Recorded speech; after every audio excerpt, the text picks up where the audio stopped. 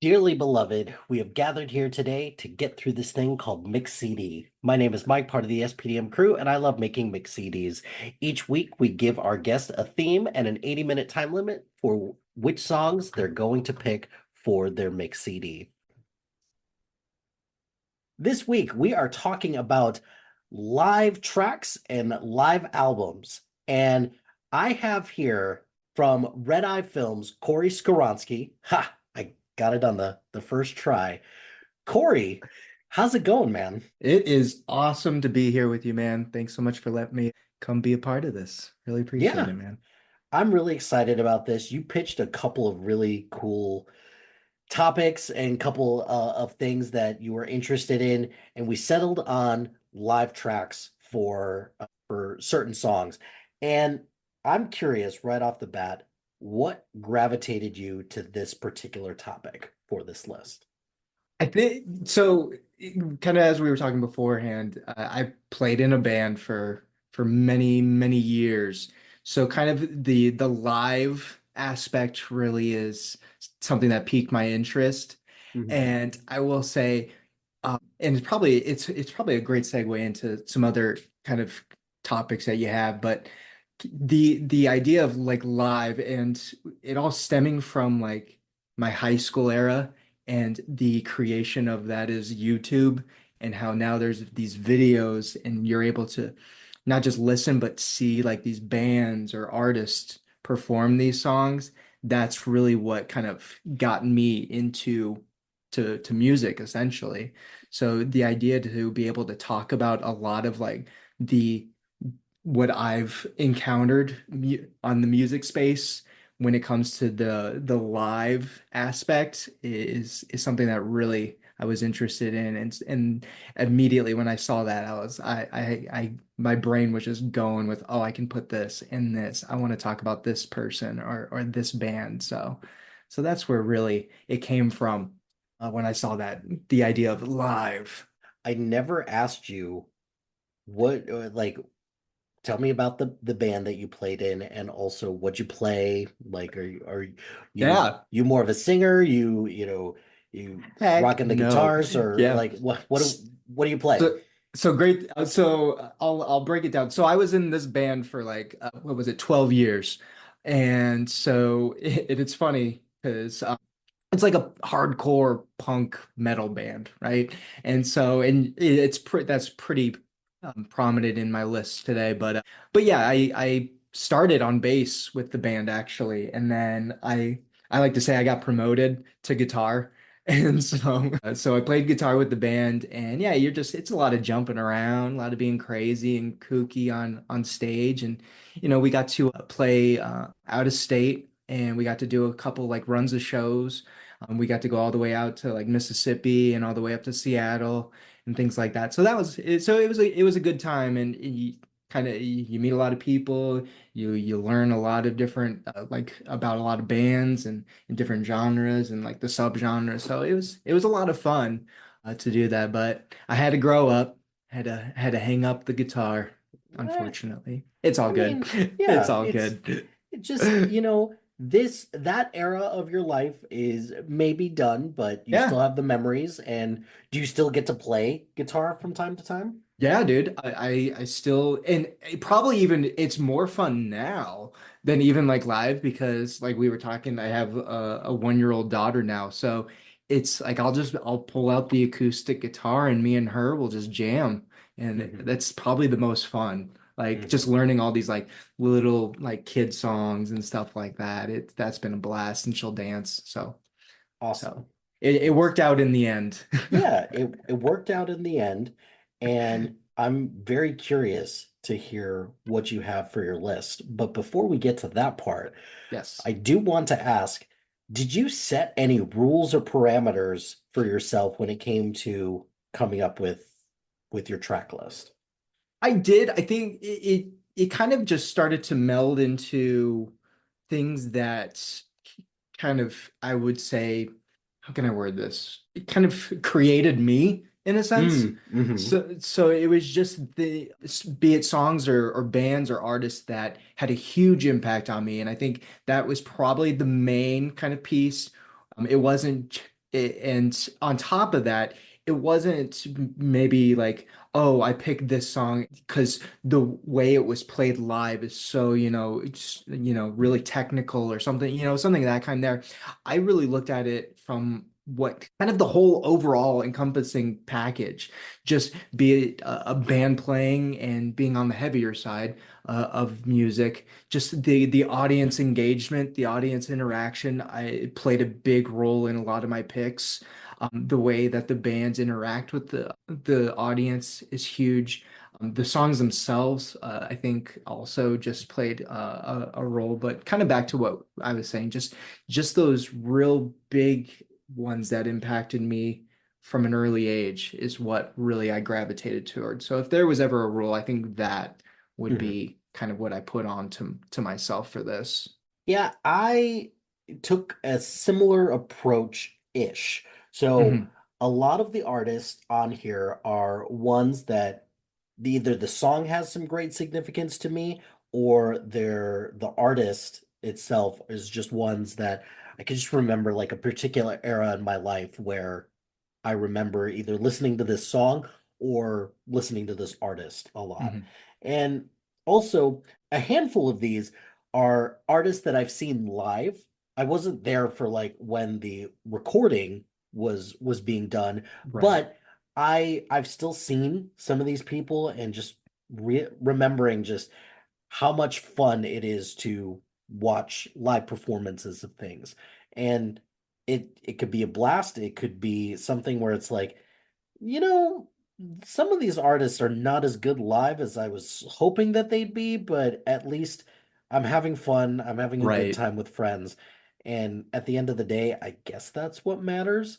But then there's some artists that was like, I I really this was like core memory inducing, Yeah. life-changing type of night. So those were a couple things that I kind of ultimately was looking at. My first draft of this list was like 6 hours long, Oh and my I think gosh. I think a part of that is because a lot of the tracks I have on this list, the songs are a little bit longer than Oh, normal. for sure. Yeah. And, between riffing with the audience, between intros, between, just mashups or different things like that, there's there's more there, and that means that just kind of ballooned the time, Yeah. which I'm not gonna lie, this happens to me every single time. And as frustrating as it can be, it's like, oh, well, now I have to create rules and parameters for what I'm actually looking for.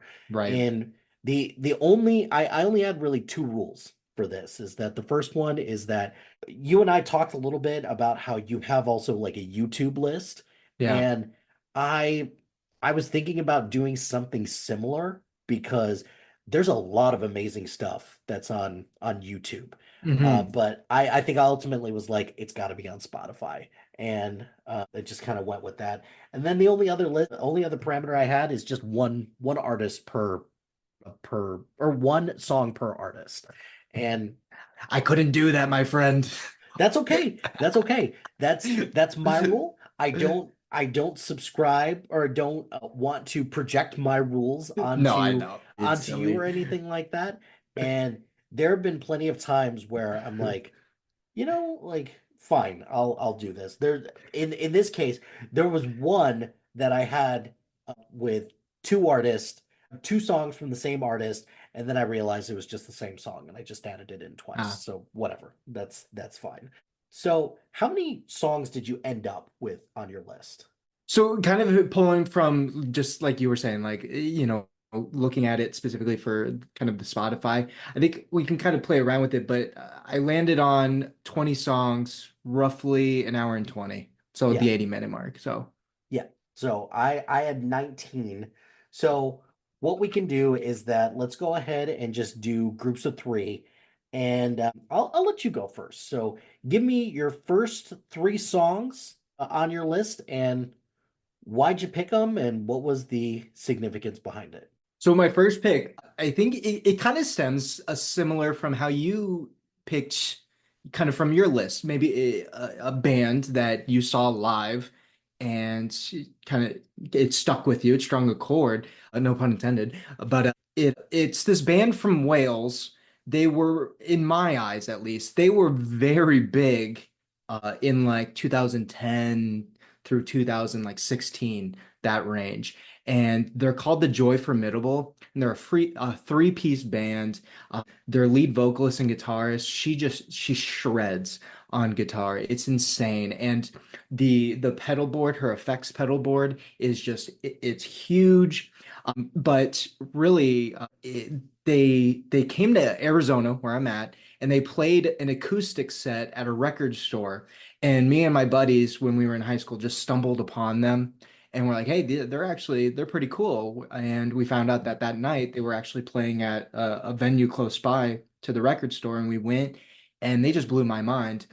Just the atmosphere they build with their songs and everything like that. It's just very layered, and it was a lot of fun, kind of like an indie rock band. The Joy Formidable is, but the song is called Whirring.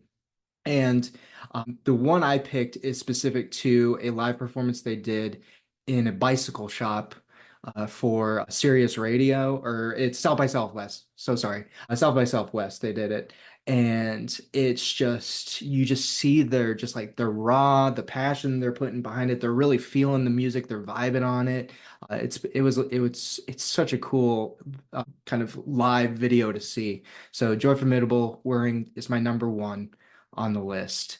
My number two is my probably my God, and a similar. I had the gracious. I was blessed to be able to see this man live in Vegas, and that is Phil Collins, and the song he has, and it's funny because the three songs I picked are all from this one live performance that he did in Paris in '97, and the song is "Hanging Long Enough." And just the way the trumpets at the beginning of the track just kick and it's high energy. And the if we're talking live itself and you're watching the video, it's a circular stage. It's in the middle of the arena.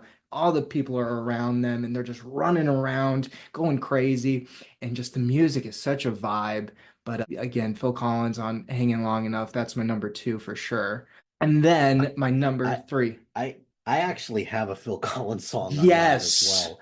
Oh my Um, gosh. my dad was very big into Genesis, and I I I think my first concert ever was a Genesis concert Now when that's I was like awesome. super young.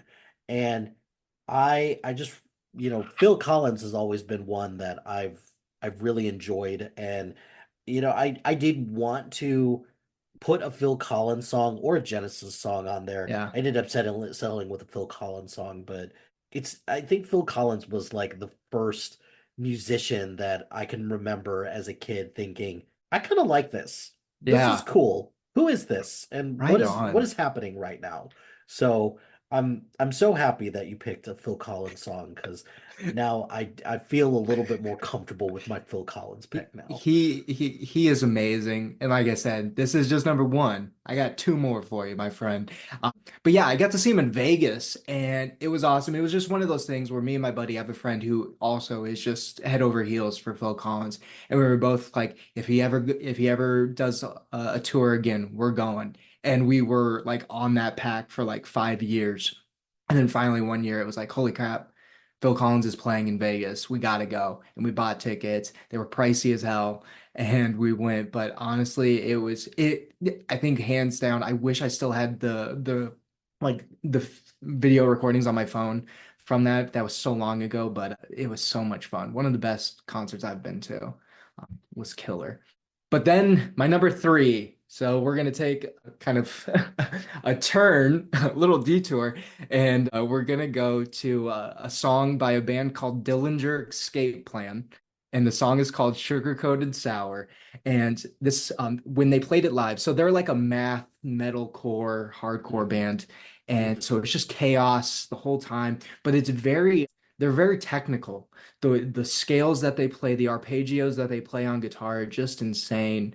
And they're playing at like in the middle of a mall. And the opening of the song just is like this arpeggiated guitar riff. But once the whole band kicks in the live video, the vocalist just immediately from the drum riser in the back of the stage outwards just runs and then proceeds to like walk on Hmm. people's heads and shoulders in the middle of the crowd.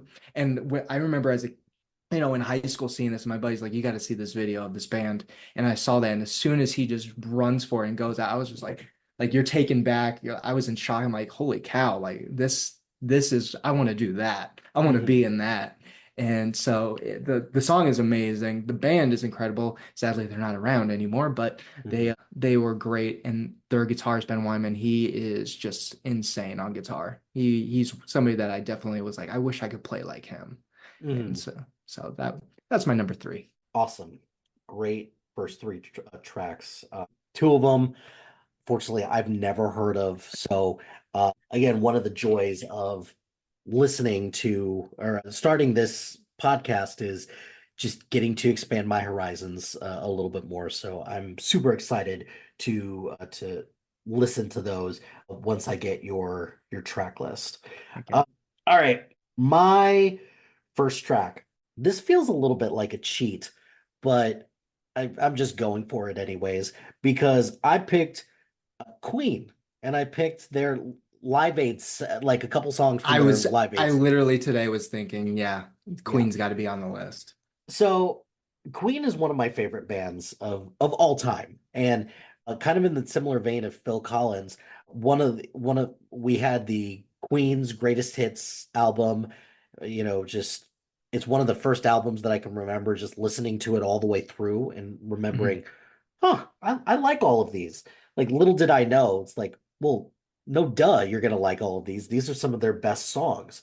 But one of the things that I think about a lot when it comes to a live performance is stage presence. And Mhm. nobody has better stage presence than Freddie Mercury Yeah, did. I look back at that Live Aid set and it was amazing. Like from some of the little choices that they made, like they turned their volume up a little bit higher as opposed to everyone else so that they would be that's the loudest awesome. band out How there. cool is that? They picked like a prime time spot to where they would have like the most coverage. So it was a very strategic set list, and then also the two songs that are on the track it's Bohemian Rhapsody and it's Radio Gaga. Like, okay, Mm. like pretty straightforward songs. In hindsight, I probably would have picked one of their shorter ones just for time purposes, but I couldn't help it. I couldn't because just Bohemian Rhapsody is the first track on like a lot of like it's the first track on like the Wayne's World soundtrack. It's the first track on their the that greatest hits album that I had as a Hmm. kid. So it's the song itself has a lot of significance, but I look back and I think if there was a band that I could ever go see live, it would be it would be That would be Queen. incredible. It would be Queen. So that is my number one. My number two, what did I end up picking? Going back, because I'm like tinkering with my list still What right who now. was it? What was the name of the what's the name of the guitarist for Queen?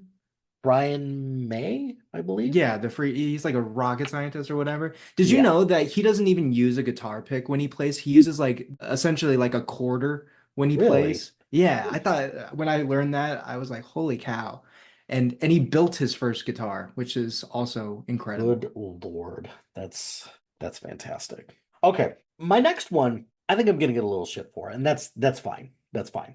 So growing up, my sister was a huge Hanson fan, and it was just my mom and sister. So as the lone boy in the house, I get no say, absolutely no say in the radio choices, the music choices, and that's fine.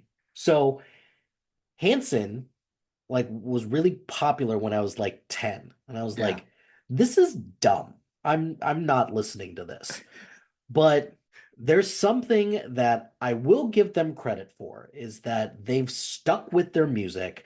They have kind of evolved their sound, and also they've slowly but surely started to embrace what made them popular, which Hmm. is why my number two is like a live version of Bop that they did like when they're when they're older, their voices are deeper, and like it sounds like a legit song. And I think one of the things that I appreciate about this is I do find it pretty admirable that this group has been around since the mid 90s. They're still Right. making music, The boys are still and going. they're still doing what they love, but they've decided to put their own spin or their current spin on songs that maybe in hindsight probably they wouldn't do today.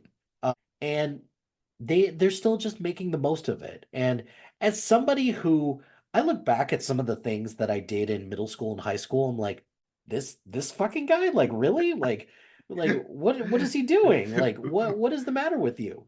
I do really like that when an artist can go back and put their own spin on Yeah. certain things and is like, yeah, let's just embrace this part of our lives and let's let's just steer into the skid, and there's nothing wrong with that. Yeah. So in a roundabout way, I do I've become a Hanson fan now that There you go. I'm older, and it's just I really like what what they did with this particular version Love of the it. song.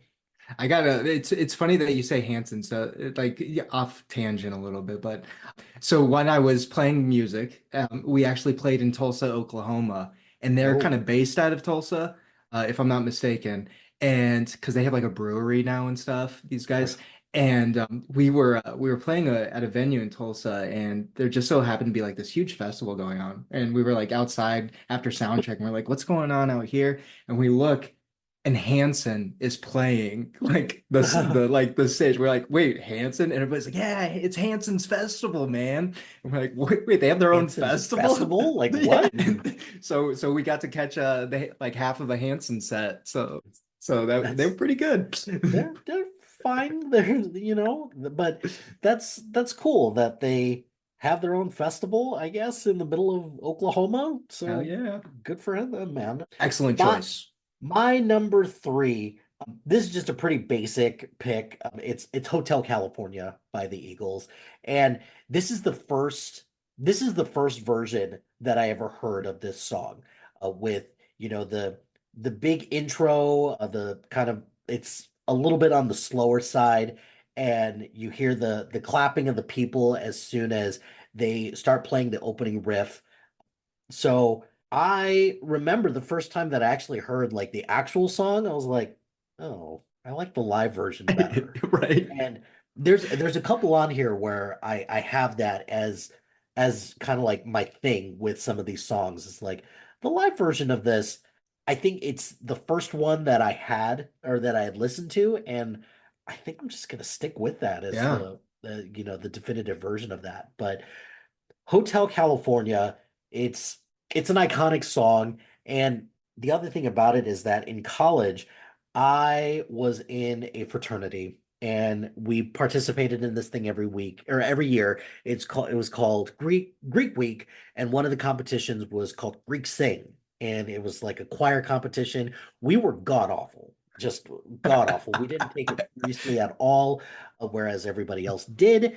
So you And didn't make the list. You we did. did no, we did not. We were just terrible. But one time our track list or our like the songs that we picked were songs from the Big Lebowski. So we Oh, that's picked awesome.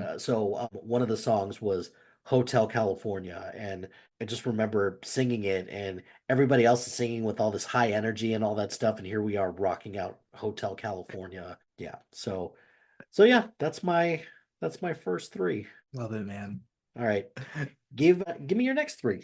All right, number four on the list. Kind of a similar is a band that's and a guitarist, I'll say that too, that really put made a big impact on me. And this specific version of the song, it's The Who, My Generation, when they're playing on, oh gosh, I'm drawing such a blank on the name of the talk show, but they're on the variety show and they're playing and so that was one that really stuck out to me. You're watching, Townsend just go crazy on guitar, and then Keith Moon is being Keith Moon and is just amazing on drums. And then, of course, at the end of it, you get the big crescendo, you get the big, explosion of amps and drums and throwing of guitars and you're watching this and could you I sit there sometimes and I'm like this was 19 like in the late 1960s. Could you imagine seeing this like like these Mhm. guys just going crazy at the end of Right. playing a song just on TV, like how crazy. Hmm. So that's my number four. My number five is then we venture into some more kookiness with the B-52s. I absolutely love the B-52s. They're so freaking fun. And I just every time I listen to them, I just immediately am having a better time. So Hmm. uh, them live in '83 they played, and I just the sound. I think similar to what you were saying, like this feels like it's almost like a better version of the original. and Hmm. and the song in question then is Mesopotamia. I think Mesopotamia is like my favorite B-52 song. So that's my number five. And then again, kind of in the same vein as far as like inundating me with the itch to play guitar is Kiss back in the 70s, but not necessarily Kiss, but Ace Frehley playing Ah, guitar. got it. And the song shocked me, but he in this version of the song in Houston in '77, he then proceeds into like a guitar solo, and then, of course, we then, while he's soloing, you get iconic Ace Frehley, where you get the smoking guitar, where the middle pickup is just on fire, just blowing smoke all over the place, and he's just going crazy. And he definitely had an impact on me and wanting to play guitar. And I think he actually also had a big impact on a few others on my list Hmm. when it comes to musicians. So not the biggest Kiss fan, at Hmm. least a question, but I wish I can remember it offhand, but there's like a saying where it's kind of like Gene sells Kiss, Paul plays Kiss, but Ace is Kiss. And Mm. Ace Hmm. Frehley is totally Kiss. And so Ace Frehley all day. So that's my number Nice. six. Nice. Good call outs with all of those and just such a diverse variety of Right? different things. I love it though. It's awesome stuff. So all right, my next three. These are three songs where I don't know, they're like these I think just partially it's the message behind it, and then Mm, I think in particular like the two the so this first one, it's there's a version of Mercy by Shawn Mendes that he does on MTV Unplugged that I really like. And look, I'm not the most religious person on the face of the planet. It's just not my thing. And I'm okay with admitting that. yeah. I'm spiritual, but I'm not like religious or anything like that. And I'm not saying that this song is overtly like spiritual or anything like that. But when I think of the word mercy, I do think about my faith a little bit. And Right. I can knock a lot of things about the church, the institution of church in general, but Hmm. one thing that I cannot knock is the effect that gospel and like Christian music do have on people. Oh yeah. I mean, I am I huge fans of either of them? No, not really. But at the same time, I can understand why so many people out there do like it. And this is probably the closest that I'm ever going to get to anything like that. So this just the lyrics, it just there's sometimes it just seems like he he's straining his voice a little bit on purpose during this Mm, song. Kind of just like, please have mercy on me, please have, take it easy on my heart. And Just everybody's like singing along and they're like really excited about it. I think it would have been cool if there would have been like a couple more like silent moments in that. Mm. Just him like playing it. It's just a little bit more of a like toned down and like an acoustic-y set. But I like this song a lot, and it's one that like again just it's gonna get this is as close as I'm gonna get to something like as spiritual as my faith can tolerate at Right. this point. So that's why I picked that one. My next one is the song. There's a live version of "Lightning Crashes" by Live, and it's this song. I never realized like when I first heard it, I was just like, oh, this is a cool sounding song. You eventually figure out it's like, oh, it's about giving birth and like, Oh wow. all that I've never stuff. even heard of the band or So artist. this song also was really popular during like the aftermath of 9/11. And Mm. I can remember hearing this song like back like the weeks after 9/11 happened. It was really popular on the radio back when, couldn't stream shit on Yeah. anything. You actually had to listen to stuff on the radio, and there would be clips of like people who were like in the towers and like people recording like messages to Wow. people, like they would splice that into certain songs, and it was like a really sad and messed up time to be listening to the radio. But this was one song that always kind of like stuck out to me. So I really like this song a lot, and the live version is just fantastic Mm. of it as well. And the last one is Aerosmith. Like Aerosmith is one of those bands that if if I would have had my shit together at some point, I would have found a way to go watch them because Aerosmith has just been around forever, Right. and there's not very many people out there who have like the vocal range that Steven Tyler does. Very And true. my one of my favorite Aerosmith songs is called "Hole in My Soul," and it's one where it's among one of their sadder songs, obviously, because the title is "Hole in My Soul." But I think the thing that I appreciate about this song is that I really liked the music video when it came Mm. out. It was like very sad and solemn, but there was something that was like oddly hopeful about it as well, even though I don't think that was the message I was supposed to get, but I still interpret it as such. And It's one of my art. buddy, yeah, exactly. And one of my buddies had the Aerosmith did like a live album, and this track came up, and it was just so unexpected because I didn't think the song was that popular, Yeah. nor did I think that it would make like, oh, this actually would go with like some of their more popular stuff, like Crying and Angel, and this was like pre I Don't Want to Miss a Thing. So I don't know, like it was just a pleasant surprise, and it was one that I really like the version that they put out for this album because it does a great job of kind of like conveying the pain in the song, but then Mm. at the end, it's a little bit more upbeat than the actual track is because it goes into like a more upbeat song afterwards.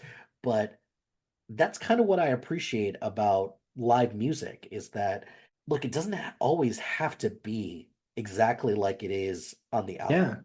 And you could put your own spin on things. You could go back and be like, this is how I wish we could have recorded it, but now I can Hmm. just record it now. And uh, I think, like, to me, that's what I think they did with this song. And I think that the track is all the more better for it. That's great. Yeah. It's kind of now in the context of the show, the Yeah. the concert, rather than in the context of the album that it's a part of. So yeah, you can manipulate it and do different things with it, which is Yeah. awesome. All right. Give me your next three. My number seven. Number seven is a band, again, another little hardcore band called Converge. And they played in 2004. They played a show live in Iceland. And this one specifically, I find really as kind of one that had an impression on me. Not only like the camera angles for some reason really did it for me as I play this show. Just there's like a lot of like aerial shots for whatever reason, but so you're getting a lot more shots of like the drummer and things like that. But just their energy, this band as they still play, they're still going on, and their energy just doesn't let up. They're just it's high, it's intense. They're going crazy. But the song is called "Eagles Become Vultures." And it's really kind of one of these songs where, with a lot of songs, I think like hardcore bands kind of fall into the tropes of like, working that 9 to 5 and trying to go against the grain and being the cog in the wheel and stuff like that. And just like it's saying, the Eagles becoming vultures and just kind of having fun with that even imagery itself. So, just that angst really is what I enjoy, and it really comes across in their live performances, just that aggression itself. But of course, you converge, a lot of those guys, even like their guitarist Kurt Ballou, he's like one of the kindest guys ever. You watch interviews with him and it's just super chilled, laid back. But the energy is what really gravitated me towards that version of the song itself. My number 8 pick, we're going back to the homie. We got to head back to the foundation. Phil Collins, he's back, of course, 97, live in Paris. But this is Something on the Way to Heaven. It's another one of the songs that I am just all about. Love Um, this song. yeah, this Love song it. is incredible. And I think what really does it too, I know I kind of talked a little bit about this specific concert, but also for this concert and just in general, Phil Collins, and this can be said for a lot of artists, but just the size of the band that he uses is just incredible. And when you hear it, especially as I did like live, it's a wall of sound. And you hear that a lot from people where it's like, man, they were so loud or something like that. But Phil Collins was loud for sure. Mhm. But like you then think about the mixing that has to go on and the levels that you have to manipulate to make it just sound right. That in itself is like really like artistry. Mhm. And so that's my number 8 pick. Something happened on the way to heaven. Such a great song. Good pick. And then kind of this one, well, since we were talking, of course, the theme being live, this was really honestly the first song that popped in my brain because I'm like, you can't have a live mixtape without this one band who, at least for me, I'm obviously there was live albums beforehand, but this band I remember was a prominent role in my early years. And the creation of this album, and you listen to it just front and back. But then this specific song, which is probably my favorite song off of Hybrid Theory, I'll say it, is Linkin Park, live in Texas.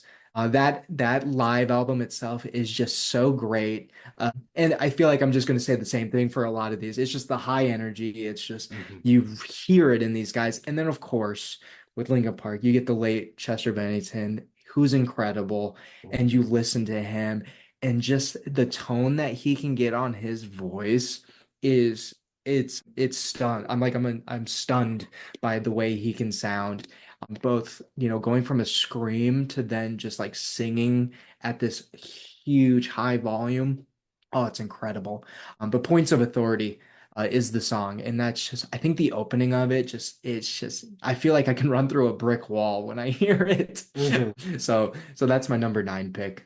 Good stuff, man. So this is where I'm gonna get to my Phil Collins song. So Yes. my Phil Collins song is so I wrestled a lot with what Phil Collins song I was gonna pick, and I ended up settling on "In the Air Tonight." And the reason why I ended up picking "In the Air Tonight" is just I think it just kind of accentuates just one of the things that Phil Collins does really well that maybe he doesn't get as much credit for as he should, Hmm. because he's, for the most part, he's known as like this, great lyricist and great singer. He's also an amazing drummer, Yeah, though, dude. as well. Yeah. So just that the drum beat in there, and look, I've heard that there's, conflicting accounts of like the significance of this story and things that he's done, Yeah. with this song. But I still can't deny that the song has like a huge impact and something that I really enjoy. So I I really like this. I wanted to add a Phil Collins song on here, and I kind of just settled on this one. And that would I'll hint to it. That one's on my list. But to this song specifically, Phil Collins created the pop snare drum. Like Yeah. the snare sound that you hear in a bunch of pops, like he created it, and it was the birth in this song. Like, and to think that he created a song and all this is the beat is a metronome. He didn't like it's Mhm. crazy. Like, and but I think that just goes to show just how creative, like it's minimal, but it's so effective because, like you said, I mean, there's really a deep underlying story being told that if Mhm. I think if it was just some like, jargon on top of it just for the sake of writing a song, it would not nearly hit like it did. Mhm. But to have kind of that kind of level of theme on it and storytelling, really, yeah, totally. Mhm. I'll talk about it more later on.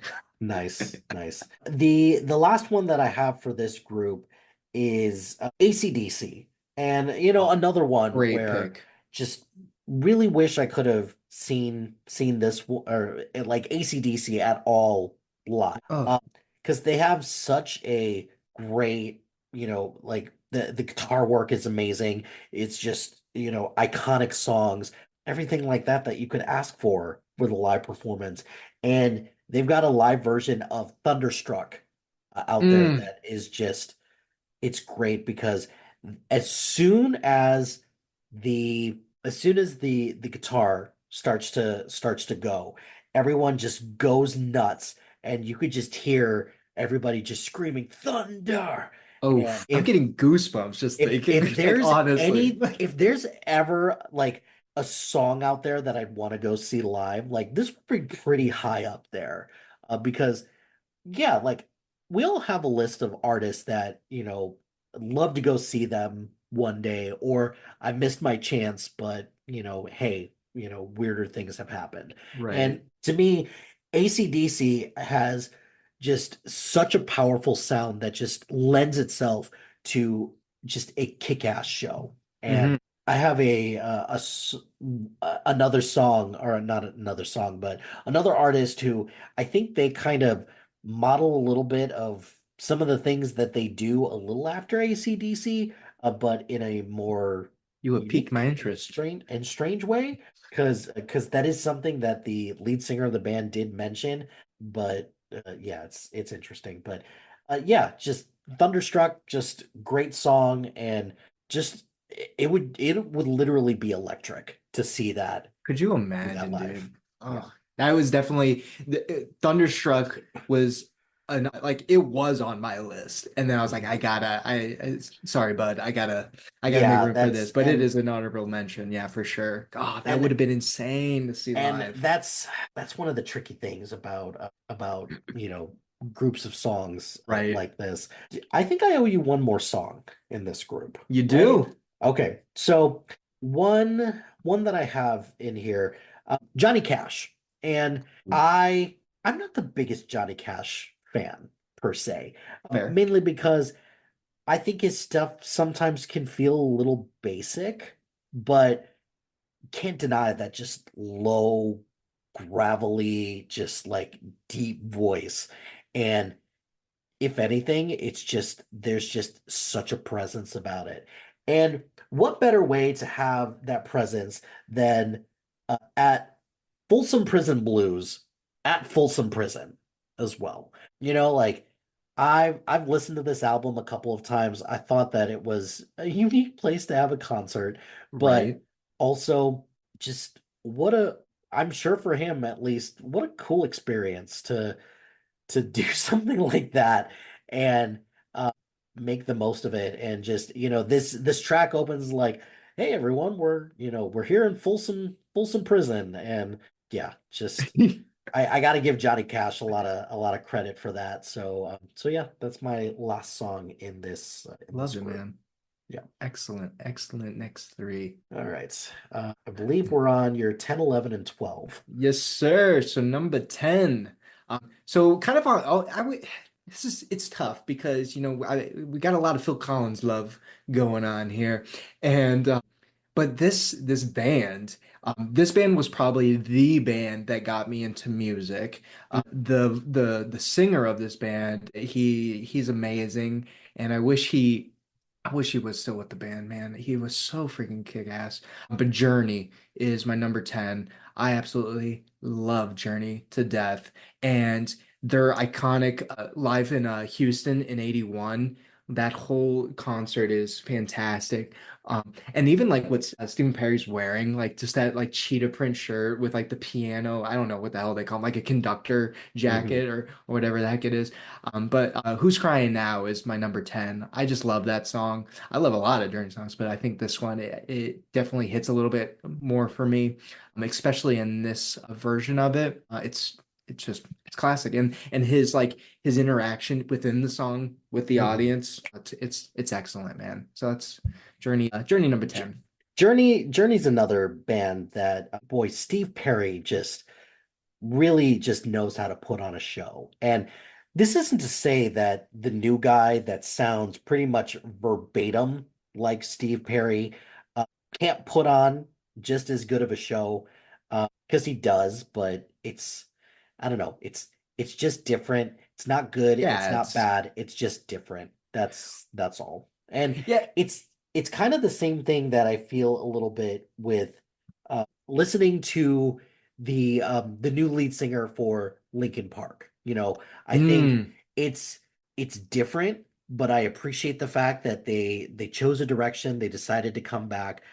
Their new lead singer is really awesome, but it's it's just not it's not Chester. And yeah, I could go that's on about that one, my and friend. that but I appreciate the fact that they decided to come back and that they did their due diligence to Right. to find someone that would match what they're looking to do now.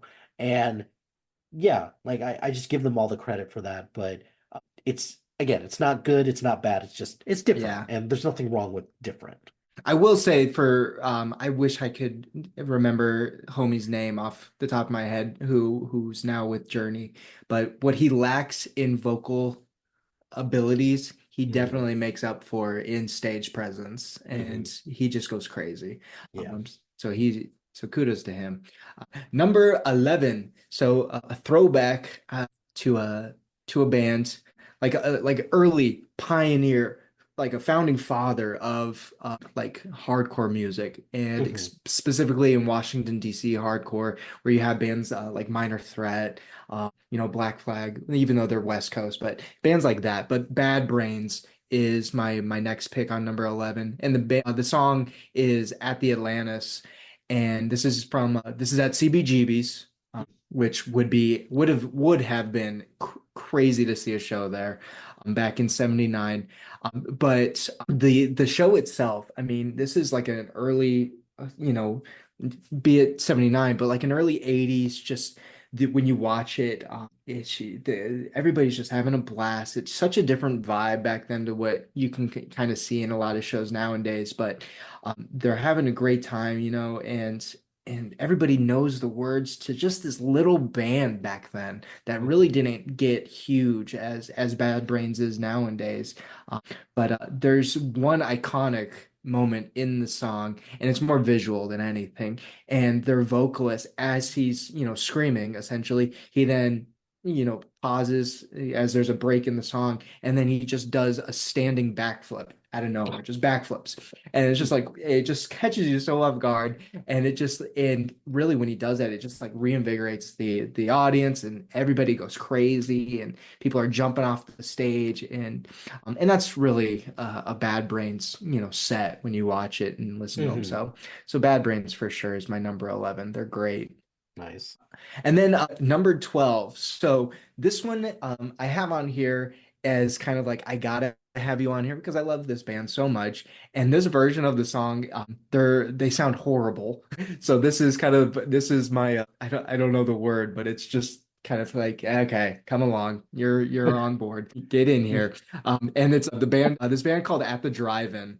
And Mm. they're similar, kind of like just like a rock and roll band, but they go crazy, as they're jumping around, all this stuff. But all the jumping around they do, they totally just like, eat shit.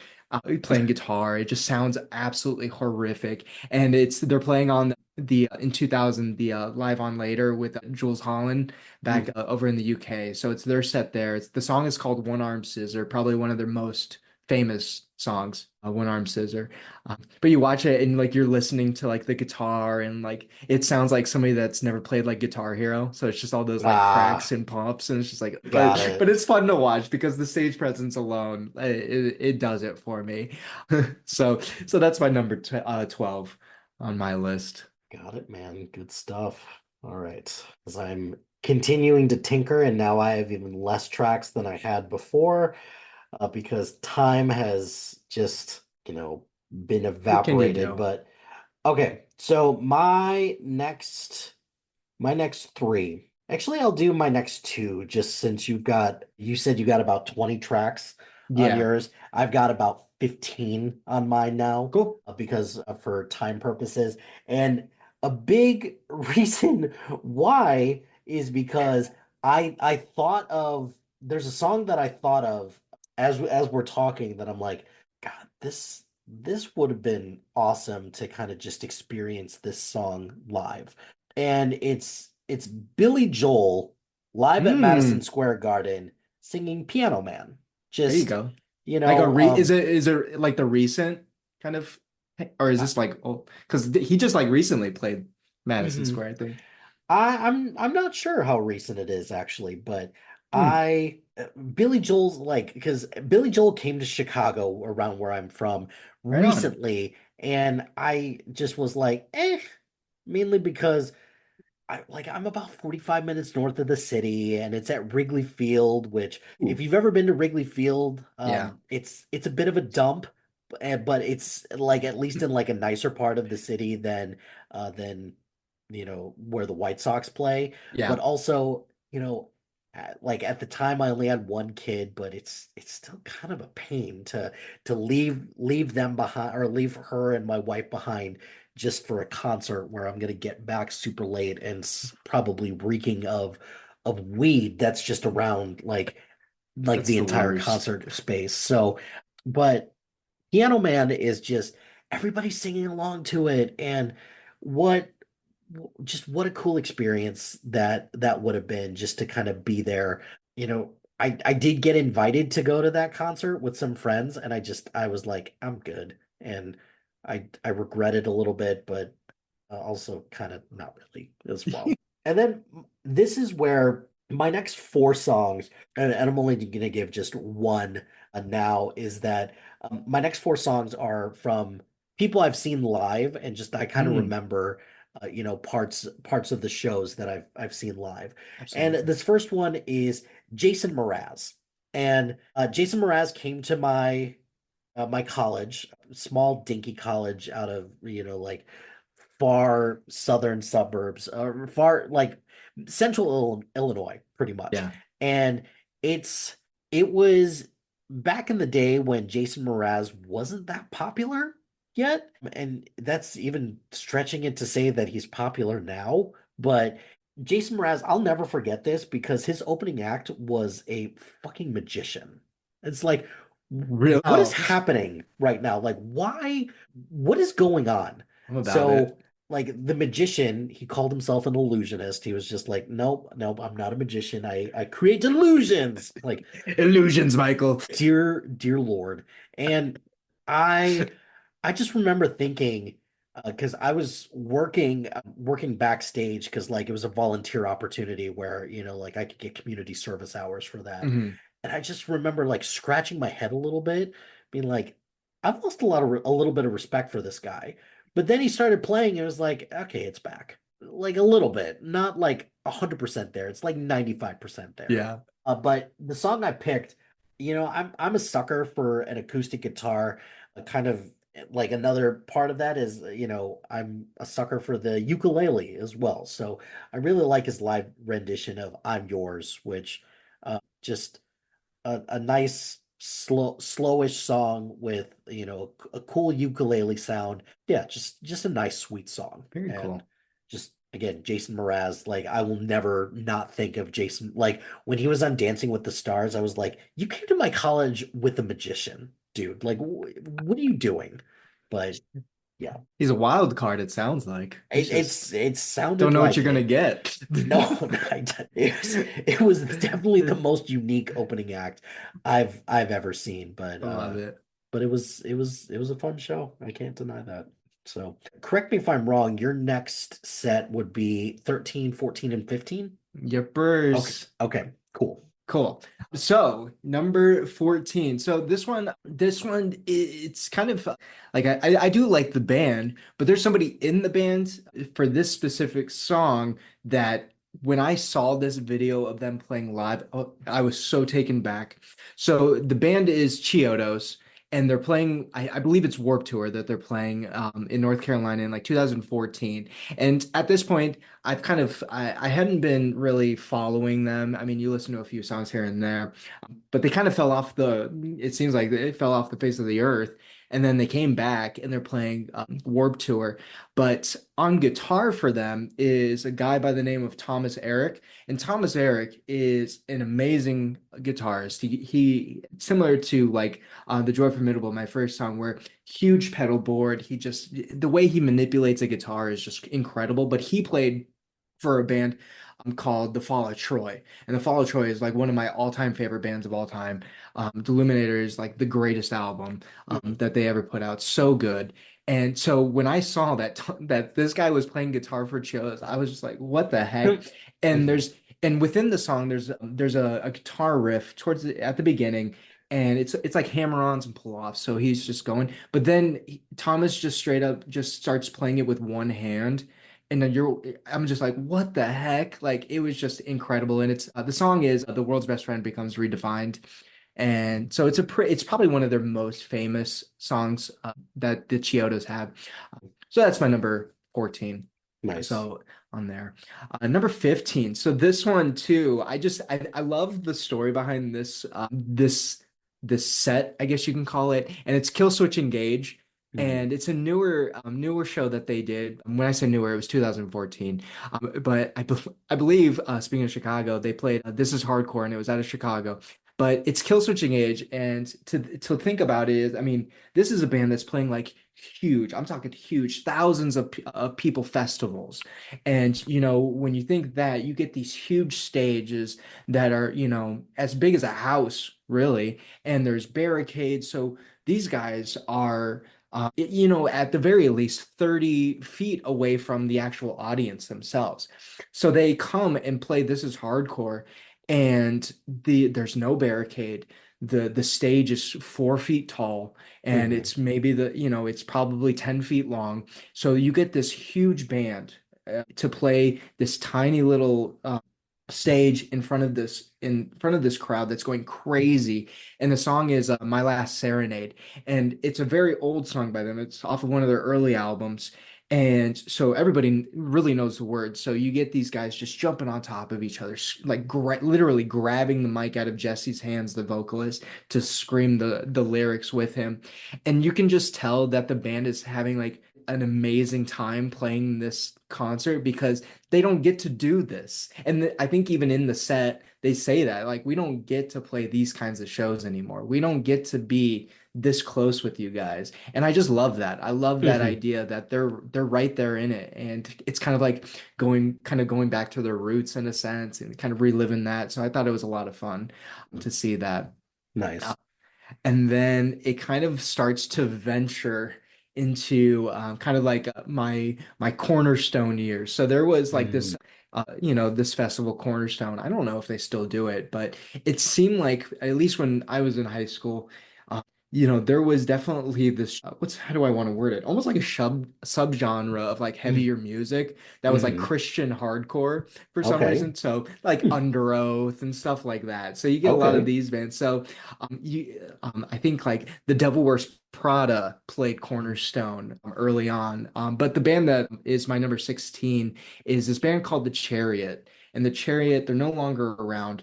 This was back in 2008, and they released this album called The Fiance. And The Fiance is probably their greatest album that they ever put out, in my opinion. Every song is amazing, and it just really hit. Their sound was so different than other like heavier bands. They just did some weird stuff. And not only did they do that like musically, but when they played their shows, it was just so out of left field. And with this one, they're playing they're playing the song, and the song is called "The Death Policeman."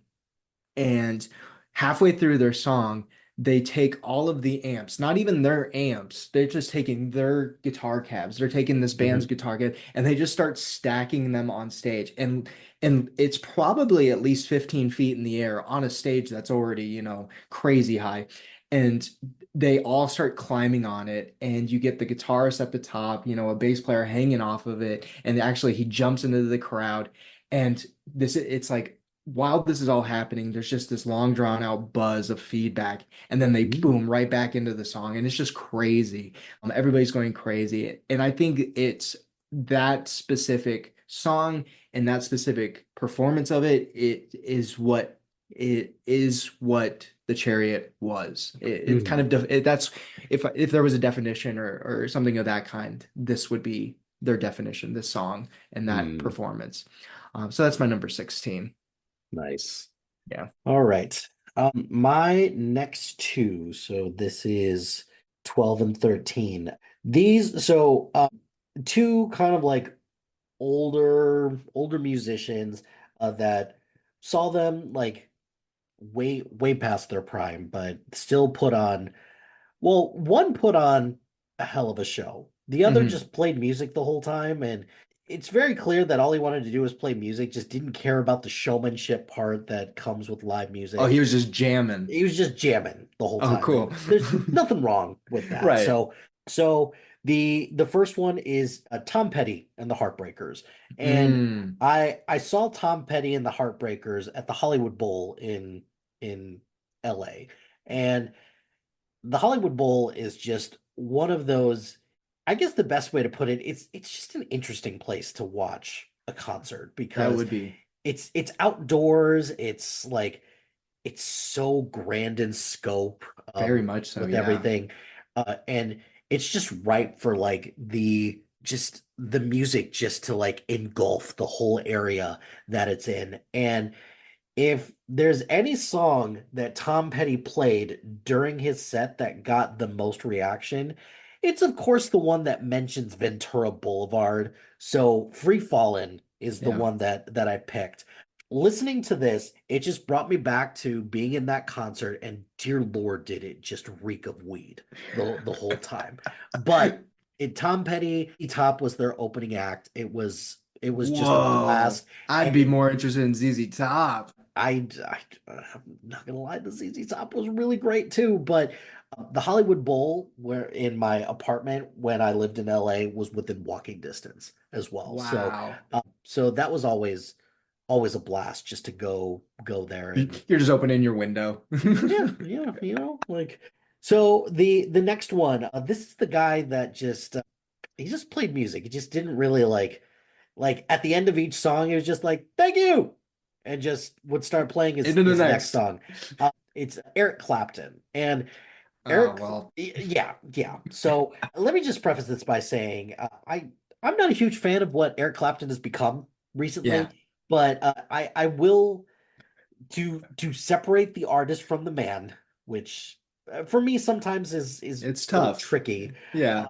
But Eric Clapton, I went to go see him in Milwaukee when I was in high school, and Very cool. the guy, dear Lord, a shit opening act who just like a bunch of nobodies, unfortunately.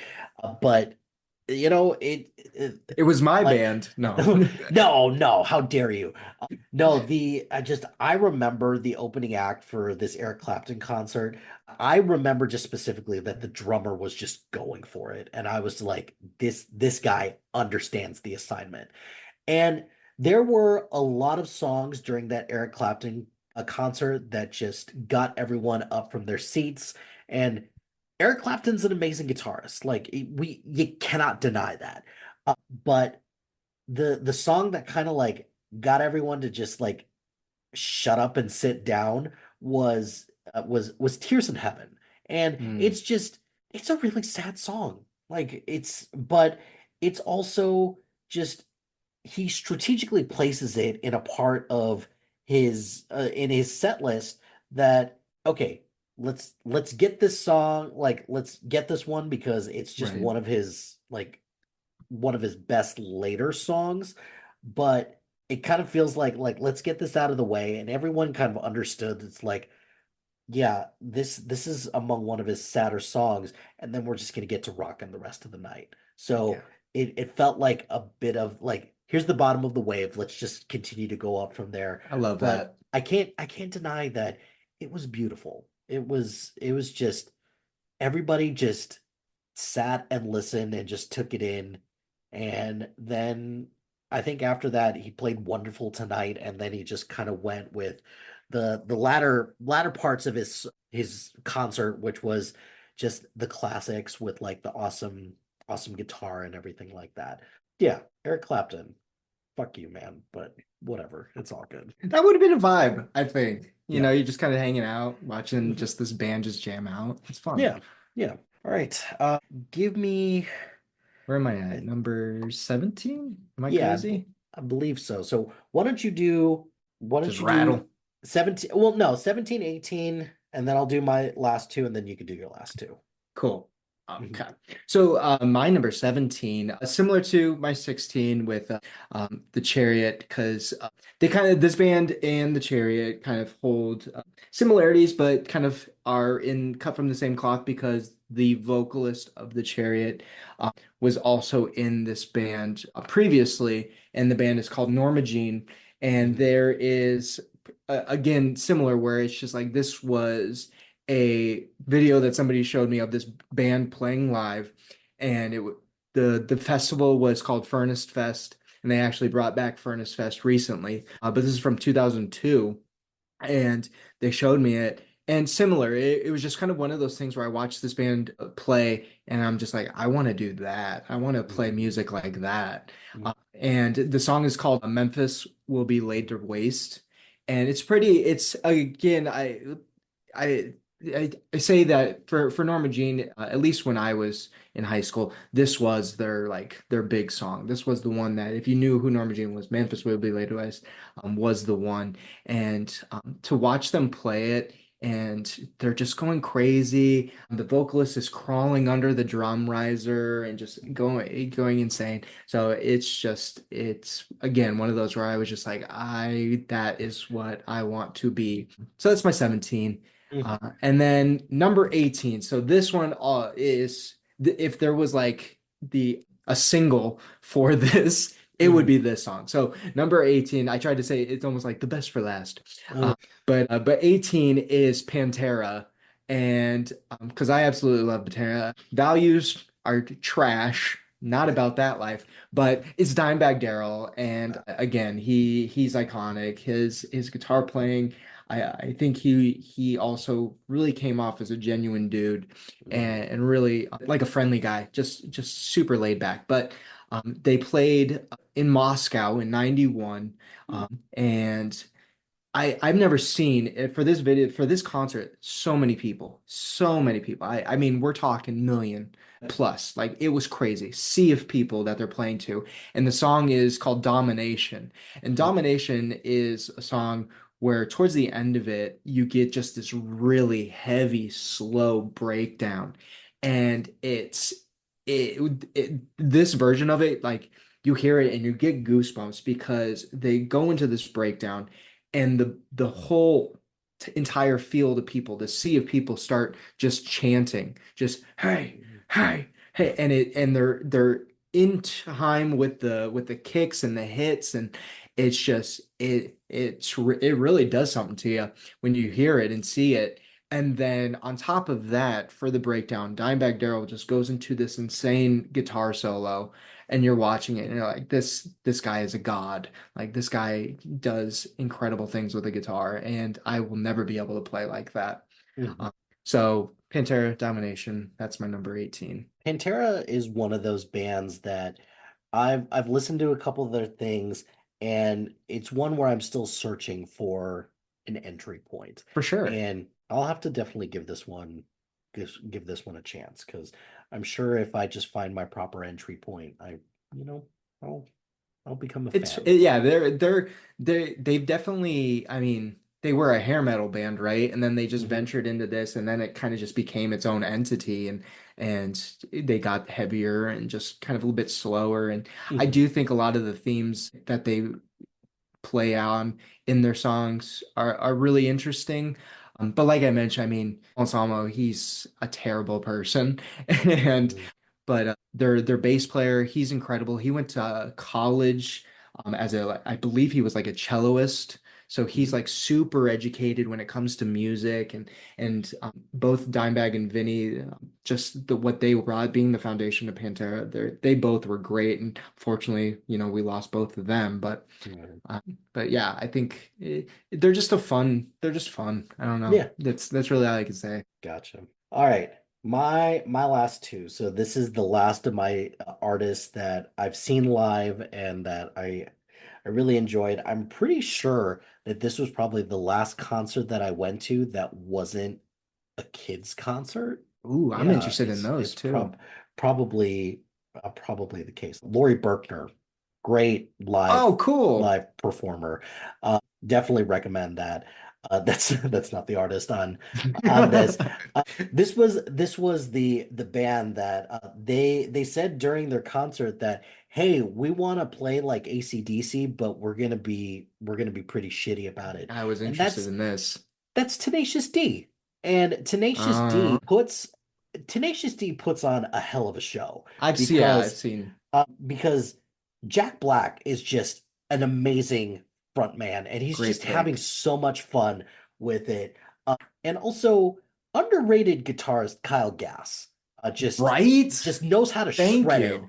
really well. But when I went to go see Tenacious D live, there was a phallic looking dragon Yeah. behind them the whole time, and they were playing Tribute, which is what I ended up picking on this. And then they go into the last song, and the dragon they played it off like, oh, the dragon's about to blow fire, but like it blew confetti off of the very tip of it. It was like this a little on the nose, just a little on the nose, too much for this, but they put on a hell of a show. It's so much fun. Like, and I saw it at this like really awesome theater in Chicago. It's called the Aragon Ballroom, and Mm. I loved it so much. It was a lot of fun. My last track, this is another band that I wish I could see one day because I'd like to think that they put on like a really good show because I have a buddy of mine who's seen them in the Phoenix area actually, Oh, cool. and he said that they do put on a hell of a show. So my last track is Muse, and it's Uprising. Dude, So great pick. so Holy cow. I had a pick of a couple of different tracks on here from Muse. I'm not like a huge fan, but I know some of their more popular stuff. But Muse is one of those bands that they just go for it and they're wailing the whole time. And like I don't know, like I think that Muse would be a great band at that new Sphere in Las Vegas who That just would be their insane. their music Great stuff, dude. would just lend itself really Could you nicely imagine? to that Whoa. stadium. So so yeah, that's my last track is Muse, and I am basing this on my buddy Jason who lived in Phoenix for a while, Right on. who vouches for them and says like this is they're a hell of a show. It's like, well, I will take your word for it and I will add them to the list. They are great. I wish I knew their names, but their bass player, incredible. The Mhm. guy is insane on bass. But I actually funny you mentioned Muse. That's a good one. I actually got to see Muse once live, and down since I'm in Phoenix, down like an hour and a half to Tucson. They played Mhm. down there when I was in high school, and their opening band was Avenged Sevenfold. It was so No. weird. It was so Whoa. weird. Avenged Sevenfold. Opened Okay. it for Muse. It's just so weird. But Muse was insane. They're great. Excellent pick. I like that one. Excellent. All Where are right. we at? Take None, take us 19. Take us home. home. Take us home. All right. All right. So, number 19. So, this again is a band, heavy metal band. I'm just going crazy. Probably the craziest out of all of these picks that I have. This one specifically, they were playing in France in like 2004, but it's Slipknot. I absolutely love Slipknot. Maybe not so much on the newer stuff. I don't know. It just doesn't do it for me. And especially just with the last few years of insane rotations of members and Mhm. just that the mystique is broke that, oh, Corey and Jim Root kind of just own the band and these guys are employees. So it just kind of rubs me the wrong way. And I'm probably wrong on some of that, but yeah, so but this one specifically is People Equal Shit.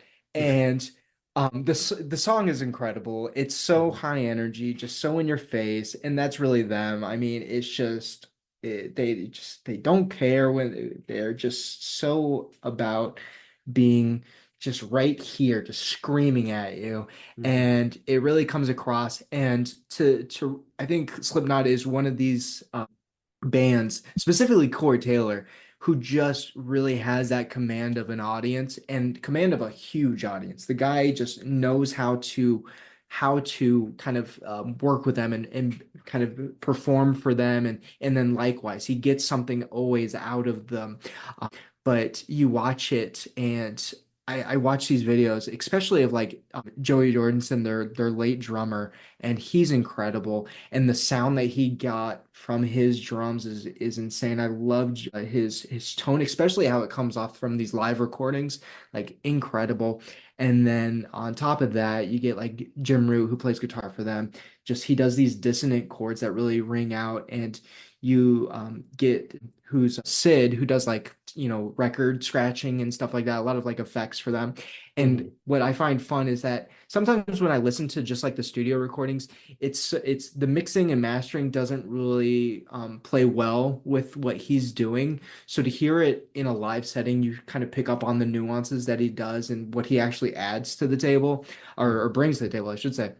And it's a lot of fun. So People Equal Shit is my number 19. It's a lot of fun. I just like Nice. it. Yeah. And of course, back then in 2004 was probably my favorite Corey Taylor mask because it's just like Mm. this weird melted face and he has his long hair and it's multicolored. It's great. And then lastly, number 20 is a band from Buffalo, New York. Not around anymore because they had this crazy falling out. Damn siblings. The guitarist and vocalist were a brother, and their brothers. I don't know the full story, but it sounds like he went crazy almost. No. Uh, but the band is called Every Time I Die, and the song is called Map Change. But specifically, they played the this Map Change when they performed. It was their last time playing Warp Tour. And Mm. it was back when like Warp Tour was going away. And I know this year, actually, I shouldn't say this year, but they announced this year it's coming back Warp Tour, and next year it's on. And it actually sold out like crazy. But so good for you, Kevin Lyman.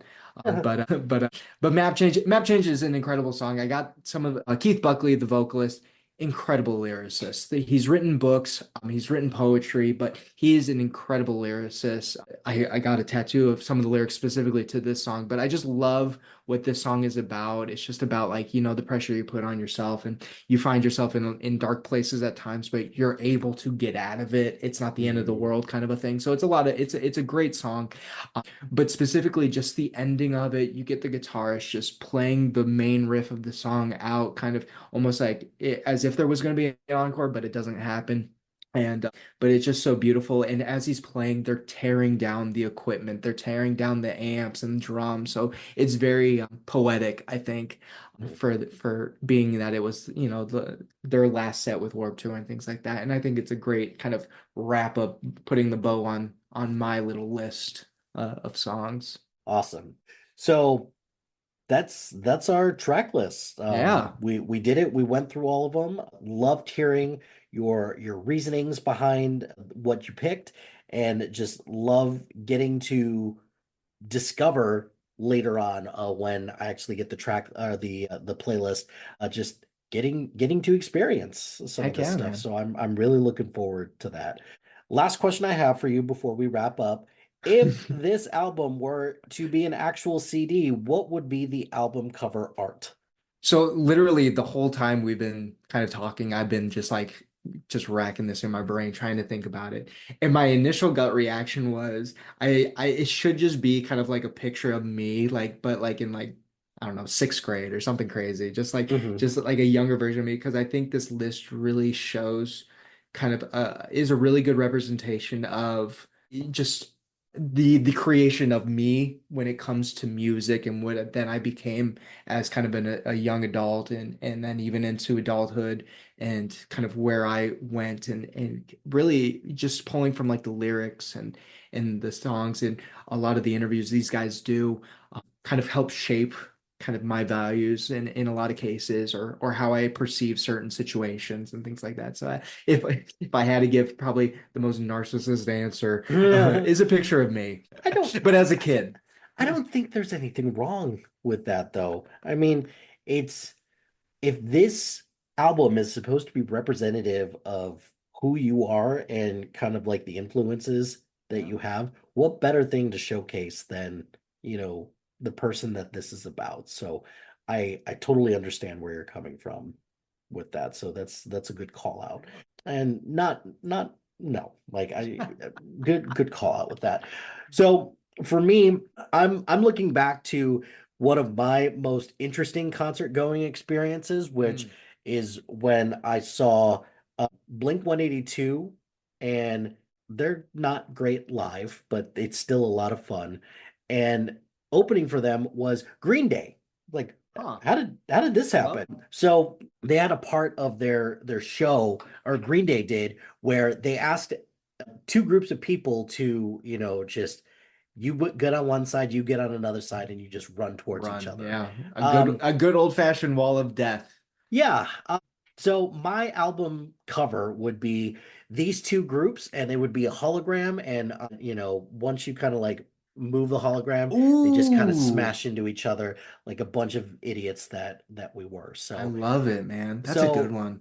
so yeah, that's what I would pick for mine because if I look back at that and be like, I really could have gotten hurt, but Oh, I I got stories, dude. but at the same time, I I still I still really enjoyed the experience. It was still a Love it. lot of fun, and that is the beauty in a nutshell of what a live concert is. It's about getting to experience the music of an artist that you love in a different way, and get to just experience the showmanship and the stage presence that they have, in addition to just experiencing their music in a different way. Right. So. I could think of no better way than to showcase that than with that particular experience at a Green Day concert. No, it's technically a Blink-182 concert, but Green Day opened for them. So Corey, thank you very much for your Thank time. you. I greatly enjoyed chatting with you. Do you have anything that you'd like to plug? And where can the people find you when if they want to continue talking music, or in this case, also, excuse me, movies with you? Yeah, for sure. So I find myself on Instagram. You can find me at Red Eye Film with a few underscores in between the words there.